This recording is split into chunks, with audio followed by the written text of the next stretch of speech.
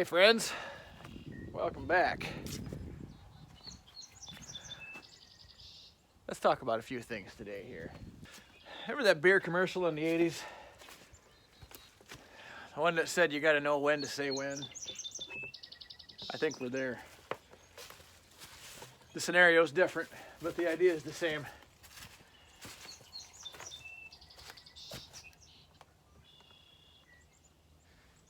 Let's talk about the 6600 for a few minutes, shall we? So, if you've watched my channel for more than 9 seconds, you know that if anybody is, I'm all about making junk great again. That's kind of my thing. It's what I do. Not only is it a personal challenge, but when you do make some piece of crap really awesome, it gives you a sense of pride that, well, I can't explain it to you. You just have to try it yourself and find out someday. Or if you do that, you already know what I'm talking about. But when is enough enough? When does junk go beyond the point of being useful anymore? Let's kind of go over this a little, shall we? Well, like I said, I'm not afraid of a challenge, but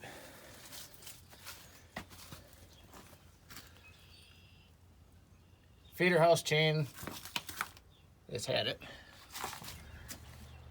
Oil leaks. Oil leaks.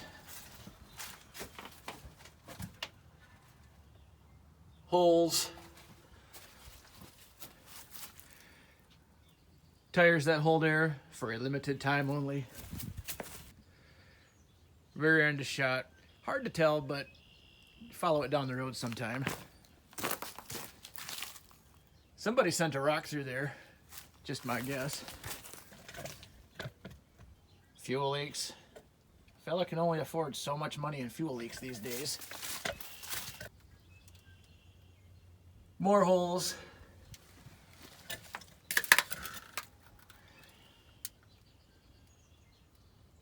Belts. Chains. Hoses are getting tired. Transmission that's got 1 and 3 and R, and that's it. Because, you know, how many gears do you really need? Augers you could cut tomatoes with. Little whoopsie there. I'm going to take full responsibility for that one.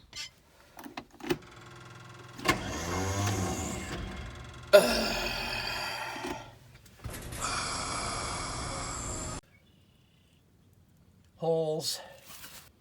The wobble box on this thing just had enough fun one day this year and said, nope. I got 3 words for you. Herschel sickle bar. Not been a big fan of that thing, ever. This poor tire's got more cracks in it than a plumber's convention. So guys, nevertheless, the list goes on and on and on. Now, if you think about it, I do like my old tractors. They're kind of what I live by. Now let's take an old tractor, for example.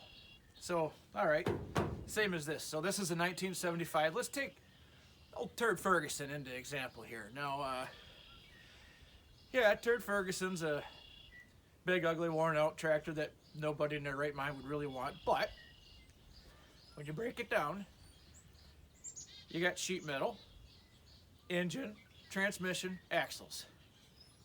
That's it. On a tractor, as long as you've kept it somewhat out of the weather and out of the salt, sheet metal can be painted. On a combine, sheet metal wears out. One down for the combine. Engines and transmissions can both be rebuilt. And this has only got 50% of that going for itself right now. The engine runs great, transmission, not so much. Now let's take into consideration other things. A tractor doesn't really have that many moving parts, especially an old one. You don't have any, aside from engines, transmissions, and axles, and a hydraulic pump, which is what you've got here. That's it.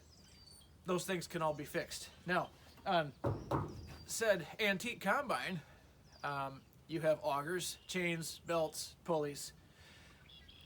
Let's just say there's a whole lot of inside one of these that spins and can wear out and can start really adding up.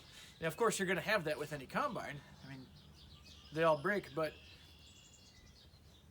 like I said, guys, when is enough enough? When do you say the benefit don't outweigh the cause anymore? So a couple weeks ago, I had to do some soul searching.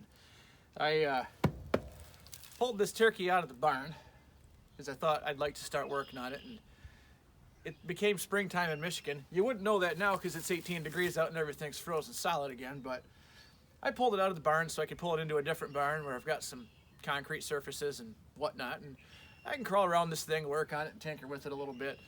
And I got to going around here and kind of, you know, pencil and paper, add up all these things that really need attention. Real quick, like, I don't think you can buy a belt for under $100 anymore. Yeah, there's one, had it. That auger tube. That auger tube. More belts and chains. Tires, hydraulic hoses, more belts. More belts, a couple bearings, transmission. New used header. Like I said, there comes a point where the benefit don't outweigh the cause. So I got to writing down all these things, and when I come to around $7,000, I thought, hold on a second here, fella. I could dump $7,000 into this whole conglomeration, and I still got a piece of junk at the end of the day that doesn't even have paint on it yet, and looks like a piece of junk. Now, again, I don't mind old junk, but my old junk looks pretty good. It doesn't take much to make it look nice. Now, I've painted a combine before. Not saying that I want to do it again. What did you just say? And I'm just saying that I've done it. And sometimes, too, it helps to know where your machinery came from. I've had this thing in my possession for the last 5 years. When I got it, the price was right. And it was worth exactly what I paid for it. So, you know, take it for what it's worth.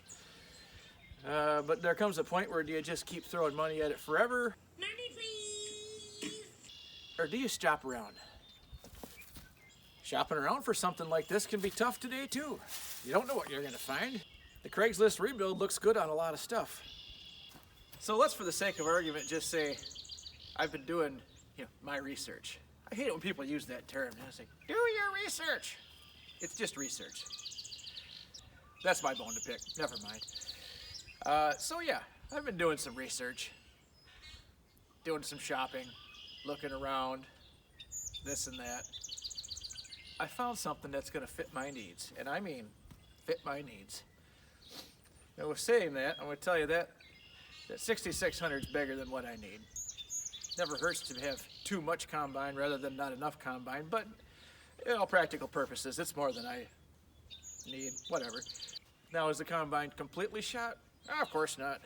I'm not going to sell it. I'm not going to scrap it. I'm not going to demolition derby it. She is going to become a parts donor for what few parts are left on it that are good.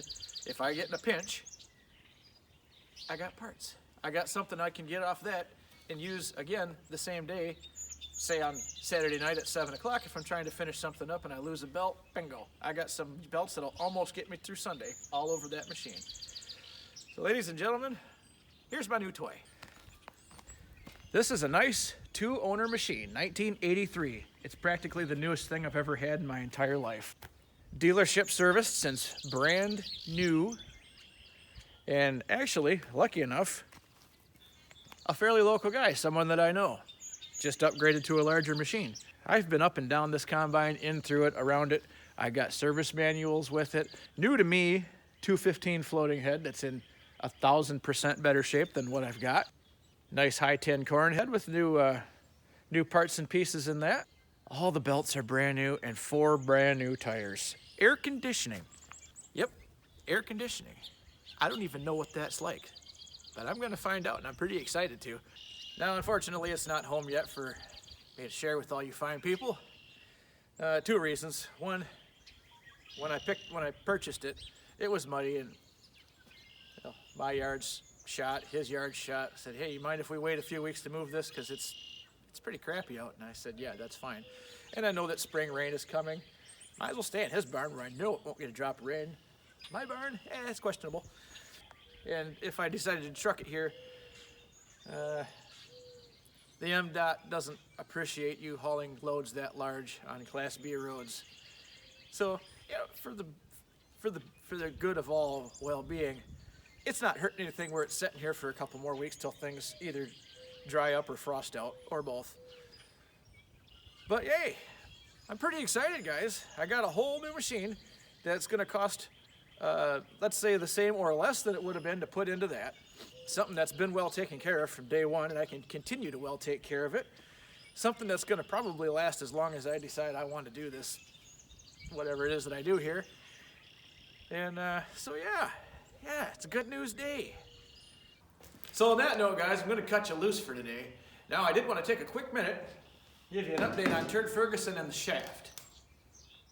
So far, so good. I fired it up a couple times in the cold. Stayed together. But keep tuned. This is going to get a few hours put on it this year, so I might as well take y'all along for the ride. And if said shaft should happen to have a malfunction, break, you'll be right there to watch me go through the steering wheel when it just stops and shuts me down. Or, you know, optimistically, best case scenario, which I think is what's going to happen, we're just going to sail through these fields, balls to the wall, running. Everything's going to work out just fine. So thanks for watching today, everybody. I appreciate you. We'll see you next time.